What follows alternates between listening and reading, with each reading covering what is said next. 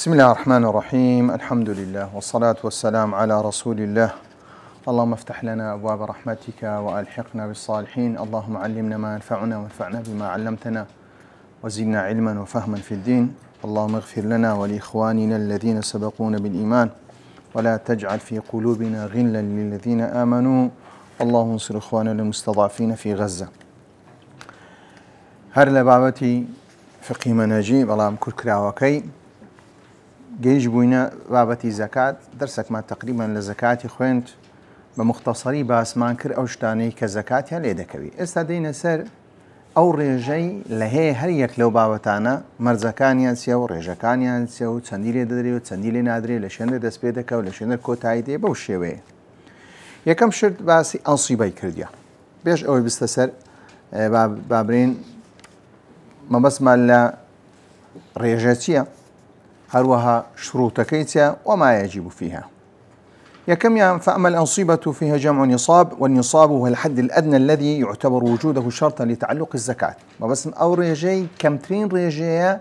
كزكاة بيوي بندا كدبته أو بيويس الزكاة اللي يبدي. بون منو تدريكاكا كمترين ريجي الزكاة لمرسندا دريكاكا تسلتها بي لا تسلي دس فيكا أدي وسينو دريكاكا أنصبني دبي لا تسل دس كمترين ريجي كتسندا سلا بونو من دل حشتري سندا دري بينزا لا بعبرين تسيلو أبابتانا سندا لا سيدس بيدكا هروا الأنصيبي بعبرين زيو أوش نصابي خويها نصابي بعبرين ثمارو هروا دانويل أوش نصابي خويها ليرة ما بس نصاب كمترين نصاب كدبته هوي أوي كلوي كمتر لو رجيها بودس بيدكا كمترين أنا كالأخواري زكاتي لنادري والله ناس لقوي لا يستلوي زكاتي ليدري. فإن لم تبلغ كميته في ملك المكلف هذا الحد لم تجب الزكاة عليه. أقربيت لو حد أدنى يساك باز دك هريك كان لو شش لو بينس شتانا حدك أدنى تربو أو زكاتي ليدرناكي.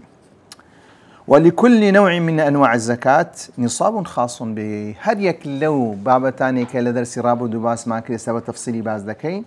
نصابي تايبتي خوهي يكميان كباسي كرديا نصاب النقدين نقد كلا شرع هاد بالنقدين بمعنى زيرو زيوة إذا وكو قد ما زيركا تس بكو بارلي درابي نقد بي سوكو بابرين سبابيكو أو بابتانبو يعني وكو خشلو أو بابتانبو. لا زكاة في الذهب حتى يبلغ شندر قدره 20 مثقالا زير نصابي خوهي أبيش بريتيتي بس مسقال زيري صافي سزورة بس مسقال زيري صافية استاكا بستوتار يعني أقربيتو قلت يا ماريك بس مسقال زيري صافية أو بابتكا بلان كابرا استاكا زور بزوري كدري بس مسقال زير ما بس يانسيا بستويك أو زورة بستيج بزكاتي لنا كبي مسقال بستوسن بستويك أو كي ليرة ما بس معنا كدرين بيس مسقال زير بيس مسقال زيري صافي زيري صافي ما بس تا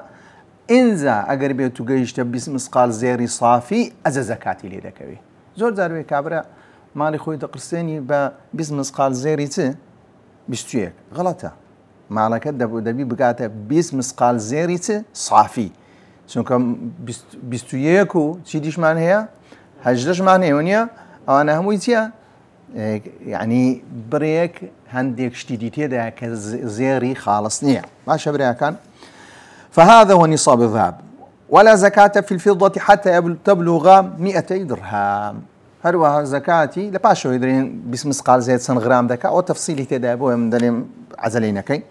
ادبتا دوصت يستزاني ما 20 درهم لقت 200 درهم الزير 200 درهم زيو اقدر من لسردمي بيغمبر صلى الله عليه وسلم كاتيك أو قصي فرموا كاكاتي إذا كانت لك 200 درهم وحال عليها الحول ففيها 5 دراهم وليس عليك شيء حتى يعني في الذهب حتى يكون لك 20 دينارا فإذا كان لك 20 دينارا وحال عليها الحول ففيها نصف دينار فما زاد فبحسب ذلك. لو كاتب 20 دينار حمان مبلغ تنبو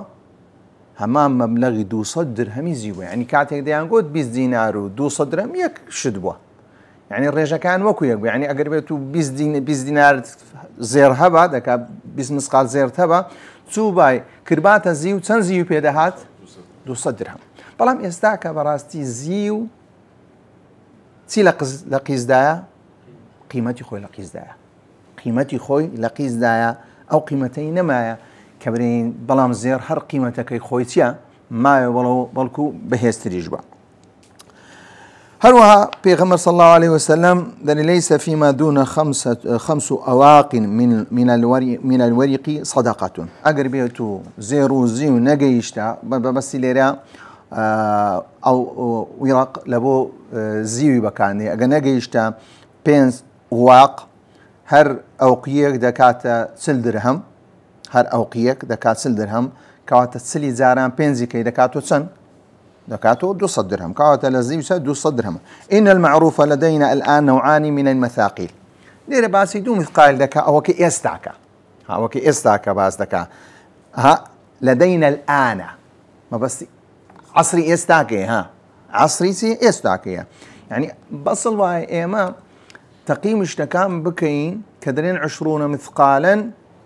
مثقالا نابي 20 مثقال استا حساب كين دبي 20 مثقالي أو حساب كين كفي غمر صلى الله عليه وسلم بس تيبوه بلام ليري حصياتا هندي علماء ريجيكيان زياد كرديا ريجيتيان زياد كرديا ريجي زيريان زياد كرديا أحدهما المثقال العجمي مثقال عجمي ما يساوي 4 غرامات صار غرامة و هش لسردي غراميكش يعني صار غرامي لولا دا داني اگر غراميكي دي جبيني بكيا دبش دو بشي لي ورقرا يعني لا 5 غرامي تن بشي غراميكش كما هش بشي كما يعني صار نعطاني بوينت دو اخذ بي لسرديبي او 10 لدوايا دبي يعني بشويشي بيركاراني بيدرين كردار كبريتيا بدريكا كهش لسردا زاران ساري دكاتة سن او بشوي بيركاي دطواني لدوايا حسابش لو كاين وثانيهما المثقال العراقي وهو يساوي 5 غرامات او كي استاكش كمثقال عراقي بيدوتري هر مثقال دكاتن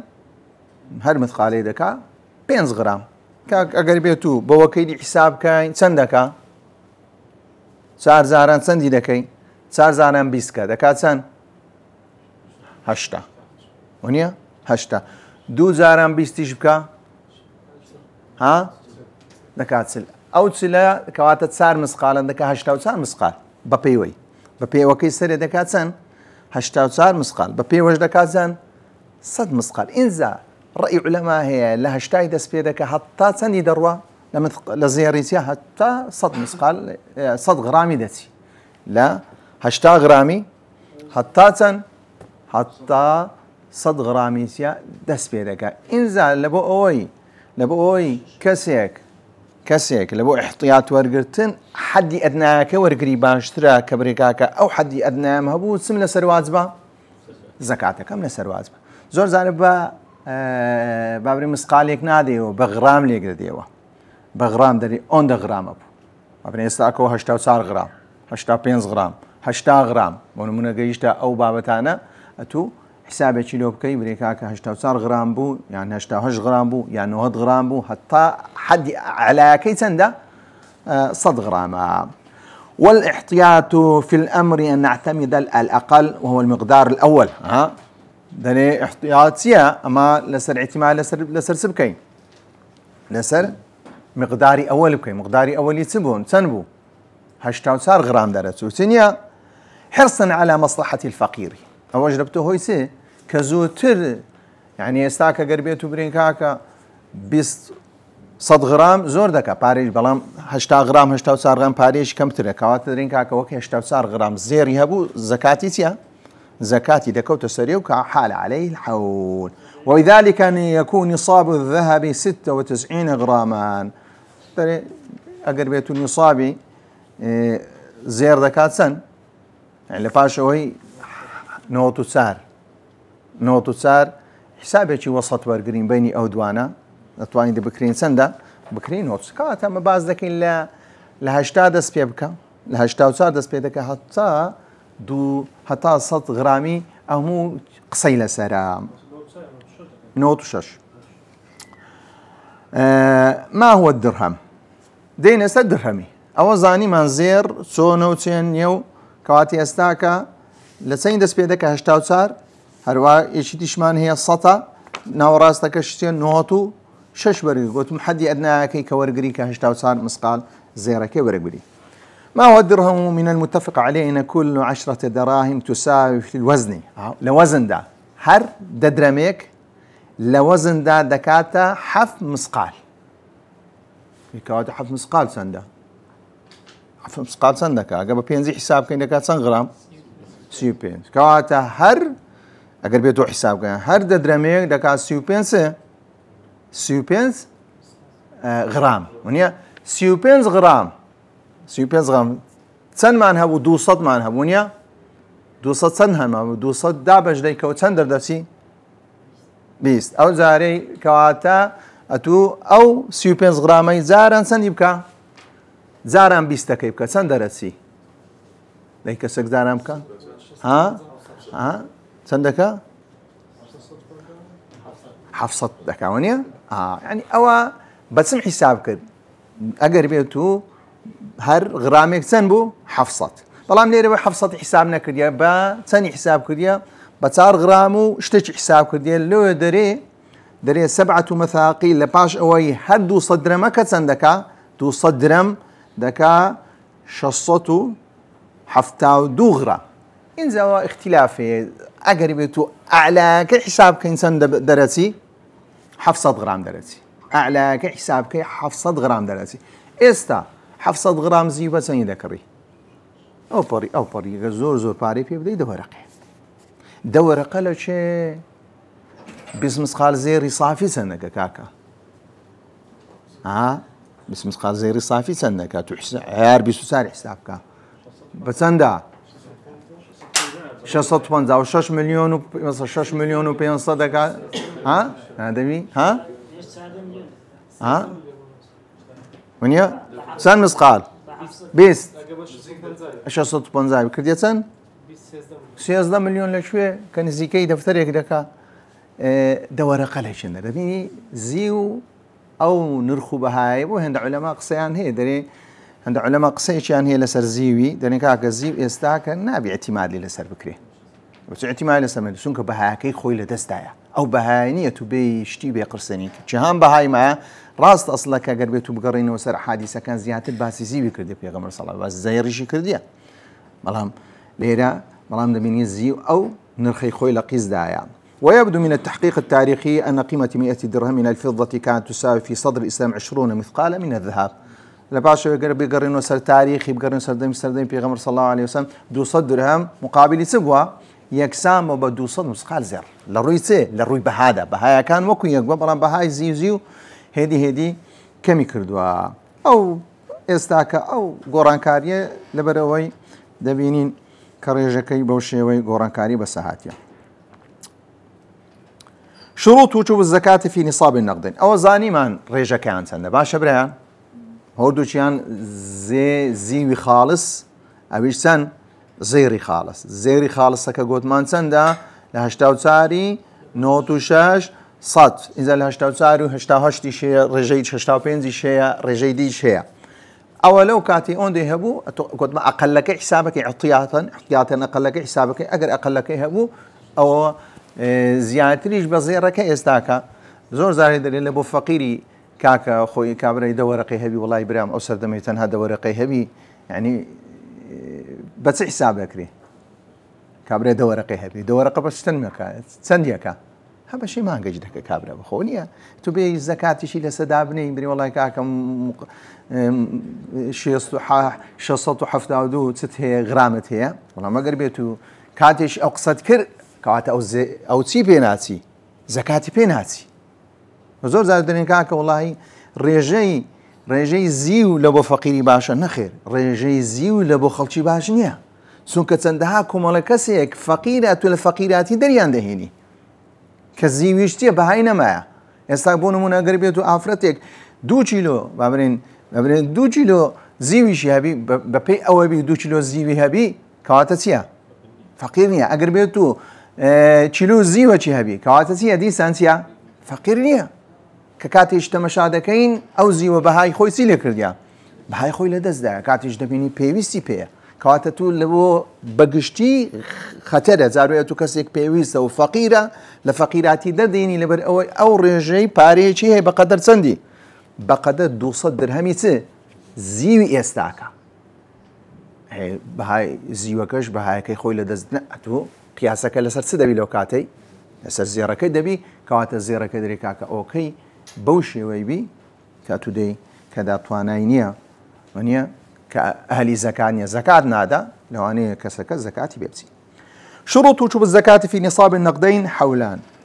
حالة الحول دبي حول يشي بس هدا صرابيتو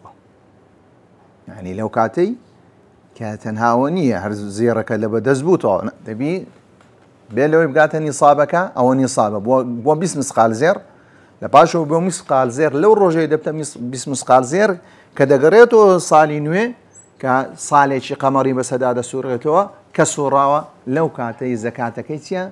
بي وز دبي زكاتي اللي يبدا هم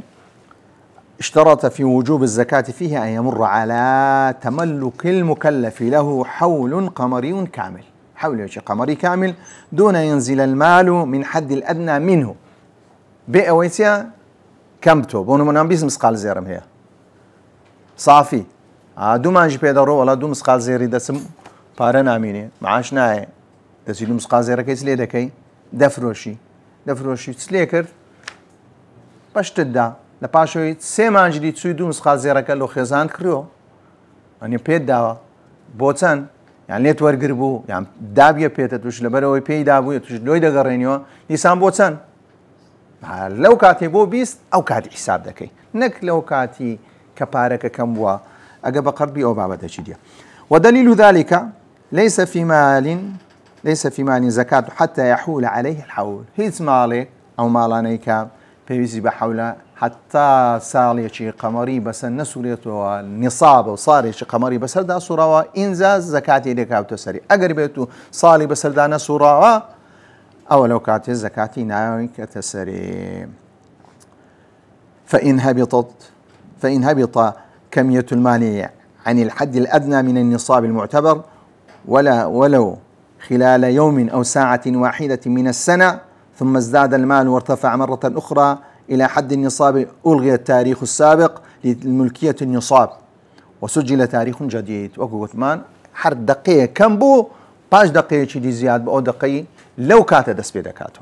والمنو يستاكا مكاكا بارا كم داي مسقالك زي الروش سبيني مسقال زي الركا سوم بارم هذا دسي كريمو توا او شش مانجي بونو من همويتي لغو دبتو لكي دس بيدكا لو روجي ديسا بوموتي بوم صاحبي باسم مسقال زي ركا النسبة الواجبة في زكاة النقدين باشا او ريجي سندا كلا زكاة نقدين بيوسا بدري كصالحي بصري دا سوراوه ربع عشر بريتيا ساريجي ساريجي يكل سردي يعني دي دبشي ورقري لبششي لو دي بششي ورقري لو بشي ساريجك دكا يكل يكل سرتسل ونيا نصف كاتو دي نيو مسقاي لدي 20 دينارا ونيا بورا نسبكي دوصتو بالضبط يكل سرسندا يكل سرسل كواتا لسطات سني لدي لسطات دوني ولدي والله ما بيدرين سن ربع 20 كواتا لا بيز مسقالين سندي ددي نيو مسقاله ونيا مفهومه ونيا كدري ربع عشر يعني اتو دي دبشي ورقري لو دبشي سني ورقري يقبش لو بشيت سنت ساريقك يعني اقر بيتو دبون انزا دبتسان دبتيك يك لسرسلي ورد كاتا زيرو زيوش سندا يك لسرسندا يك لسرسل كتواني بيبري ربع عشر دەتوانی برێکا کە ڕێژەی سەدی بەکاری بینێ لە ڕێژەی سەدی لە سەتا چەند لە سەتا دوو نیو. أوش لسور جرا ما رواه أبو داود إذا كانت لك 100 درهم وحال عليها الحول ففيها 5 دراهم. هذا بيني سندرما لدوصتي سندا 5 درهم 5 درهمي وليس عليك شيء، يعني في الذهب حتى يكون لك 20 دينارا، فإذا كان 20 دينارا وحال عليها الحول ففيها نصف دينار. أجر بيزبو سندا نيو دينارا، فما زاد فبحساب ذلك. أجر بيتوكي زيادة جبو تي حسابي لو دكي ريجكي سيدا ديني. استبدال أموال الزكاة والتصرف فيه، لا خلاف أن زكاة النقدين إنما تخرج نقدا. أجر بيتو باربو نقدبو استاكما دينار ودولار وبابتاني بكادين ونيا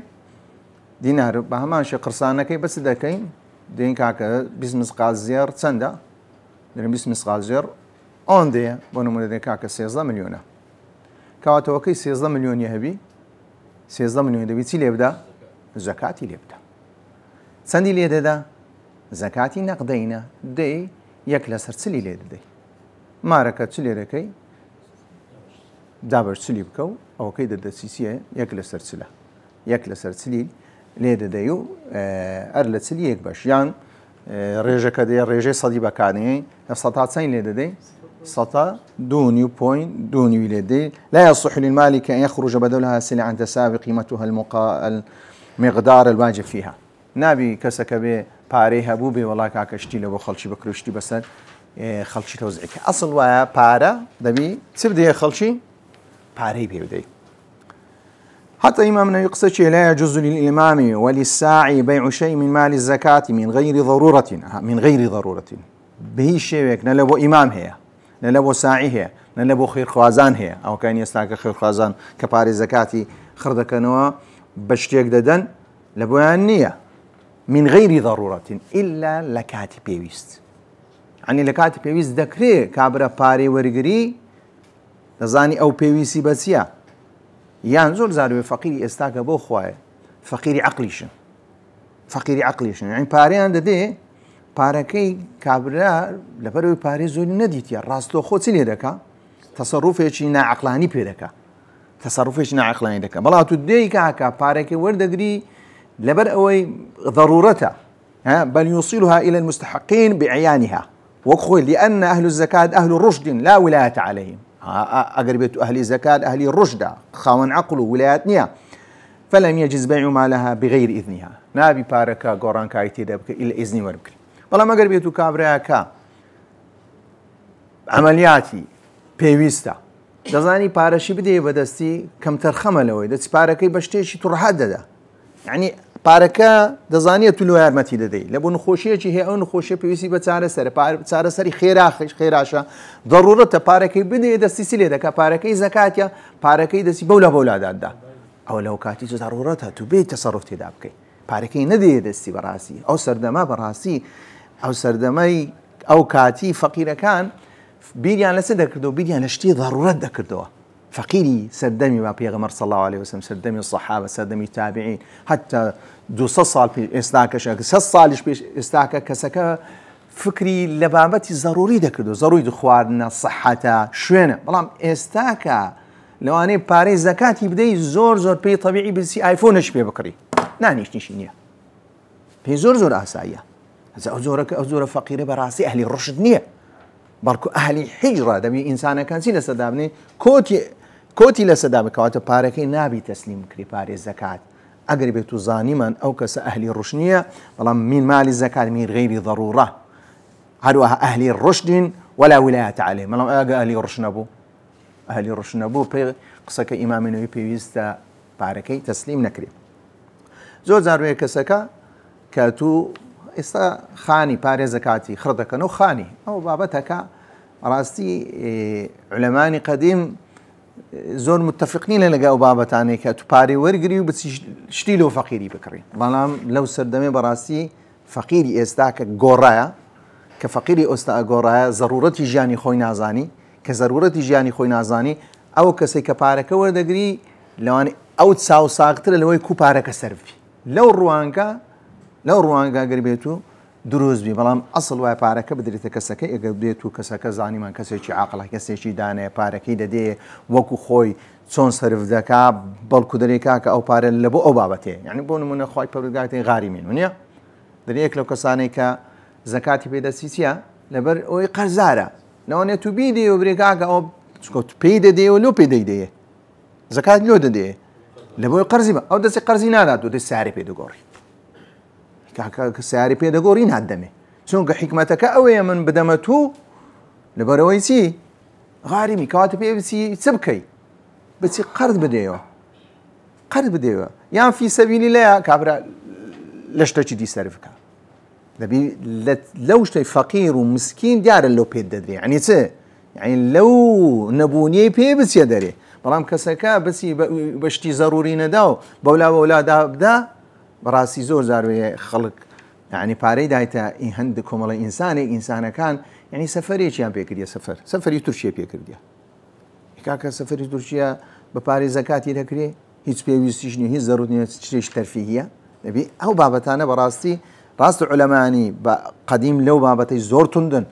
پارە دەبی ئەعیانی شتەکە بدرێتە کەسەکەی بەڵام ئەگەر بێت ئەو کەسە عاقڵ نەبووەکو زۆربەی زۆری کەسەکانی ئێستاکە عیلاقەی بە فەقیر و هەژاری زۆربەی زۆری ئینسانەکانی ئێستا ئۆندی گرنگی بەشتی تەرفیهی دەدەن ئۆندا گرنگی بەشتی زەروری نادەن نیسابی چ بوو نیسابی نەقدەین بوو ئینجا نەقد دۆلار و دینار و تومەن و یەن و نازانم چ هەموو قیاسی چیانەوە دەکرێت قیاسی زێر و زیویانێ دەکەن چونکە جێگای چیان گرتۆ جێگای نەقدیان گرتەوە بەڵام ڕێژەکان بەس دیار دەکرێت گوتمەم بە زێر دیار دەکرێت ثاني نصاب الأنعام ومقدار ما يجب فيها دينا سر مسألة ئاژەڵداریەتی و ئەو بابەتانە ئاژەڵداریەتیش گوتمان لە سێ شت کە زەکاتی تێدا دەکەوی کە حشترە و لەگەر چێڵ و مانگاو لەگەر مەڕ و بزندا دا فأما الإبل أوش همو لحديث بيغمر صلى الله عليه وسلم هاتيا كأنس دجيرتو كتب له أنا أبا بكر كتب له هذا الكتاب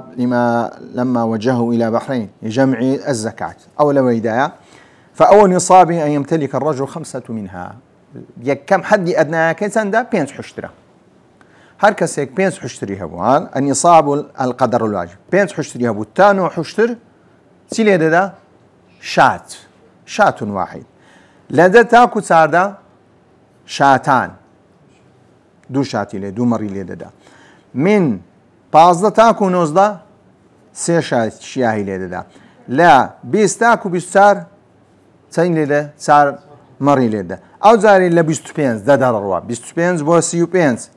بنت مەخاڵین بنت مەخاڵ چیە هەریش حشترە بەڵام ئەوانە بنت مەخاڵی بنت لەبوونین حقەتون جیرعەتون ئەوانە هەر یەکیان تەمەن بە تەمەن زیاوازن ناویان لێنرایە یعنی هەر شتێک کە لە تەمەنی خۆی هەبووە لە زمانی عربی ناوێکی تایبەتی هەیە کە دەرێ بنت مەخاڵ ومن الابن ما دخلت فيها سنتها الثانية صالي يكمي تواكرية تشويت ناو صالي تندم تشويت ناو صالي دوم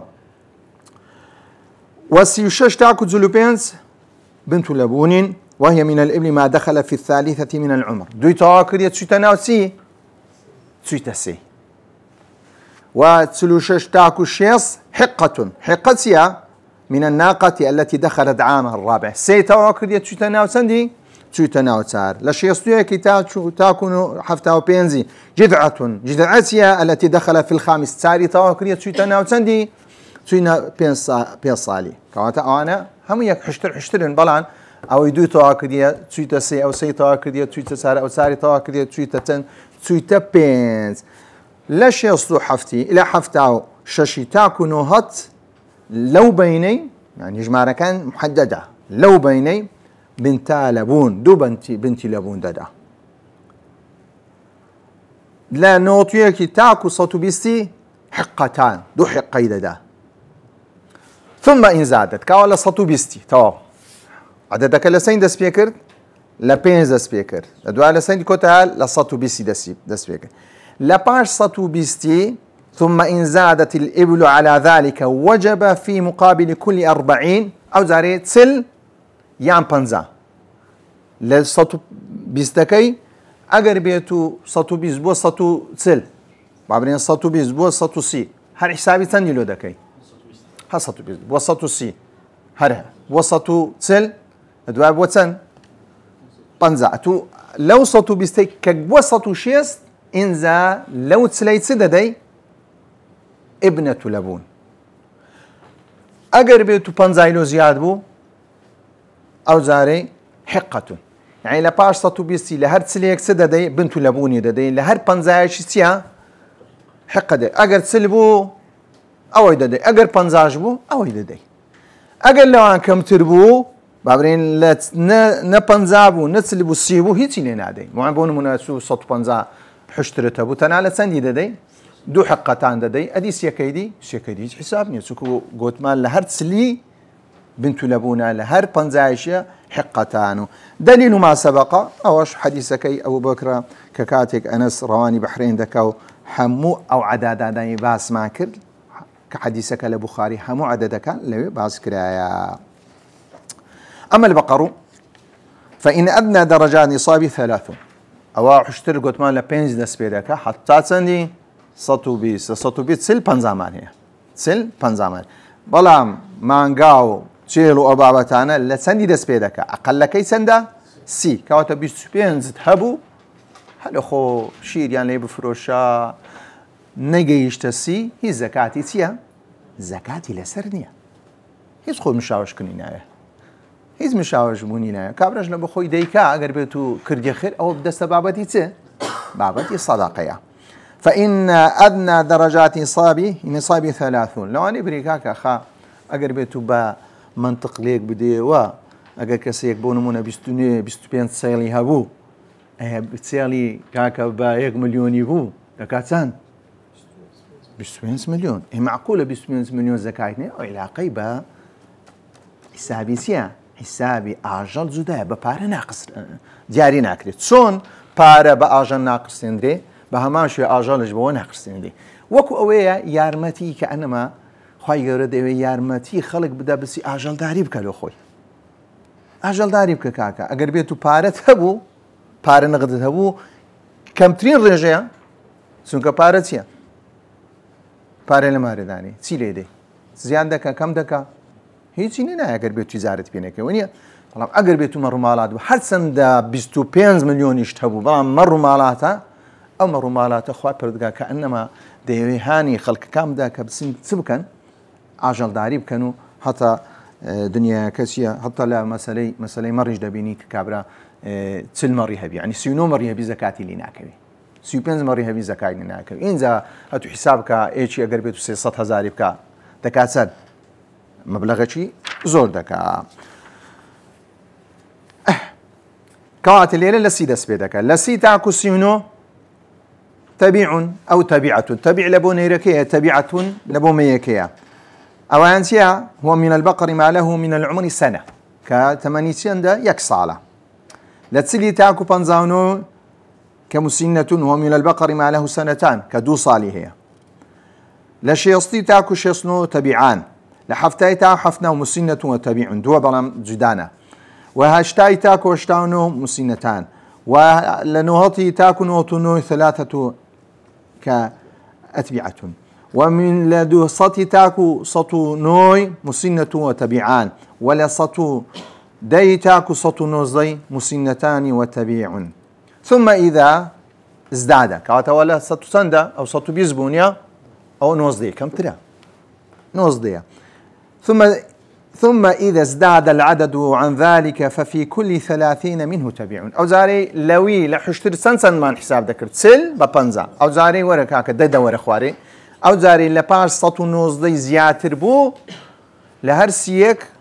سددي تبيعك ددي قلت ما تسبي تبيعي صالح بي لهر سليش سددي مسني ددي والله لا تكاتك أو دو قياس ذكي قلت ما أقرب بيتو لسطو نوزدي برو سريتو يعني كابر بوسطو سن توسيله بو زيادك دكات سن ها سطو تسلونو وسطو تسلونو انزا بيلوي مسنتان وتبيع ها لسطو نوزدكي او مسنتان وتبيع حقي سيكشسيا تبيع دداي اقرب يتو ديدي شيلو زيادكي مسنتان وتبيع ومسنة دبتان كاوتا سي مسنة لددي وتبيعي شي لددي أبو شيوا دروي أوج بهمان شيوا دليل ذلك ما رواه الترمذي وأبو داود وغيرهما عن معاذ رضي الله عنه كاتب غمر صلى الله عليه وسلم دينيري بعثني الرسول الله صلى الله عليه وسلم إلى اليمن فأمرنا أخذ من كل 30 بقرة تبيعا أو تبيعة ومن كل 40 بقرة وسنتان. أما الغنم أو كيدريش سي وسيونو أو أنا قلت ما لحديثك شيء ورجرايا لحديثك بيشوتيا كورجرايا حديثك دورو دريجا. أما الغنم فلا زكاة فيها حتى تبلغ 40 رأسا، فإذا بلغ 40 رأسا وجب فيها واحدة منها، ثم إن القدر الواجب فيها يزداد كلما ازدادت الألغام طبق ضابط معين كالير روني كريتوا لا قلت ما لتسين دس بيدك لتسل تاكو سطوبيست لتسل تاكو سطوبيست يك سيلة ددا يك شاتي ددا أقل كم تربو أو لتسلي كم ترمنادا كوات أقل سطو نوزدبو هل سندي ليه ددا هريه چی لێ دەدا ئەگەر بێت و بۆ 121 تاکو 200 لێ دەدا دوو شاتی لێ دەدا لە 201 تاکو 300 سێ لێ دەدا تەواو. ثم يتصاعد القدر الواجب على أصل مضطرد وهو في كل 100 شاة. لباش 300 كقوتم من 300 سند داي سي يعني كواتا المقابلي هر سطي سند دا شات دا كواتا اللي 300 زيادة بو نايبري كتسلا بسياسة تسل بكيتسان بري أو مقابل سياستك أو سيمر مقابل تسلا كش سندا أوج مرة شركات نا لباش بو سياسات لهر سطة شيدي لوي زيادة بو إن زاد سندي لدي يك مروكي سيالي ددي يك مروكي لدي آسان وابزام أو قد ما لتسلي تاكو سطو بيستي لسطو بيستي يشي تاكو سنبو تاكو دو صدبو لدو سطي يشي تاكو سيصدبو لو كديش بو. دليل ذلك آخركي هو ختمان ما لبروي ما دمانو يك درس بي دمانو يك درس بي بيك درسي كوتاي بيديني هو بويت صندقة. دليل ذلك وفي صدقة الغنم في سائمتها إذا كانت 40 إلى 20 أو محدثك روندكاتوا أو عددان اللي دري هنا بلام كوتمان أو زورا مرو مالات دبي سبي بيلا حولي مرو مالات قوتمان دبي دابستي نبي سائمتها يعني سي التي ترعى كلاء أو كي جوجياي سيد أخوة مرعي دخوة يعني زوي نادرتي أو بابا تاني يعني ريجي زوري شتي سيد أخوة شتي خورسك دخوات شتي خورسك دخوة إنزا أو زكاتي دك أو تسري إنزا زكاتي دك أو تسري أو تيلو حشتري كبكار دهيني لبو إيش كردن بونمونا كابراك بونمونا لو تخولواني سيال زور بكارين كابرا صد سيليشي هبي بلان سيركاني لبو سي بكارينا لبو إيش كرني بكارين صد سيليشي هبي دنا لبو إيش كرني هيتيان زكاتي لسر نية لباشو بعد زكاة. بو الشروط الخاصة لوجوب الزكاة في الأنعام أو مرزاني كدبته أوي كزكاة لا أجل واجب دبي أن تكون سائمة يكم يعني دبي لو رقاب أخوة يعني دابستي نبي كواتا دابستي سيا زكاتي لسرنية ببي نيتي إنسانة كده غوري كابر لو خوي كريا دي كشتوها باش توزيعي دكا باشا يعني إيش بيدكا يعني وتي كريتي دابستي ده تجارتي بيبكا أو هنجي حكمك اللي بو ده غوري حكمي سيلو ده غير تجارة والله من هماشيو زكاتي بابرين مرو مالاتني سونكا يك لو مرزانة دبي سائمة بي دبي سبي دابستي نبي بل كل مرعى وكو شواني هبي لو رقاي هبي بوشوانا بس بيخوا. أن تتخذ الماشية للدر أو أجل ورجة لبو شير أو لبو نسلي يعني لبو قلوي دكا وكابرا لباشا ويلو خوي دفروشتو بلام قلت ما قلوبونا وكي بسيا لو رقايا يعني بون من كاكا مرو مالاتهم هنا دامنا بسي هبر ما لو رقاي سل برخي جبو دنا دايبا ما لو رقاي كواتا دبي تسيلي يبدا حسابي تسيلو كم حسابي زكاتي مر مالاتي لو دكم لا للعمل أجر بيت اللي بو إيشو أبا وتانا بو ديسان زكاتينا كوتسري لم تجب فيها الزكاة كالحراثة والتحميل ونضح الماء لوقت خو كابرا أبيان بيدر هنا ودليل ذلك في الخبر الصحيح ليس في البقر العوامل شيء أو تشيلاني كبكاده لبو إيشا كان هيتيان لسر نيا ويستثنى فيها من اشتراط الحول هروها شرط حولي سناقرتو عقدارا يستاك بابون منا عددك چندا عددك سيونو يستاك حولي بخوقت ما تيداهبي بلام حولك ببيسر كان حساب ذكري يستثنى فيها من إشراط الحول كحولي بخوي دبي تيداهبي بلام استثناج لحول ذكري وهو شرط فيها على العموم ما توالد من الأصل أثناء الحول أو فرق بسكو كانيتيا كلا كاتي حولك لدايق دبن حول كان لو روجي لدايق من حساب ناكري لقر شيء حساب ذكري لقر قورا كان حساب ذكري لقر قورا كانتيا حساب ذكري يعني أقربيتو قريمان هشتا مري هبو سني هبو هشتا مر استاكا ليستا هايتي أما ناري كاكا أو هشتا مر صال بصري دا صورونيا سندي لدك هشتا مر سين لدكت يكمر ونيا يكمر لدكت وبيانا باش أو هشتا مر بيوت يامبو كار يامبو أو كارانا هيش كارش يامبو بنت بابري شيص يالوانا بابري ميبون كواتب وتن زيادكا شيصي لبو زيادكا بوسطو سن سطو سن علاقة ما نية وأواني استلدا يقول ميكاكا يستا حساب يان لبو دكاي هطا صارش كوقتا نخير هلا غير قورا كانتيا حولي قورا كان ودك كواتي استا كسك كاتيك صالين ويا كدي لسردميك هشتاي هبوا استا بويت سطو قد ماتسن سطو سل كواتي استا حسابي سين لو دكاي حسابي سطو سلي لو كاستا بيويستا سن يبدا بيويستا دو مريل يبدا وصلى الله على محمد وعلى آله وصحبه أجمعين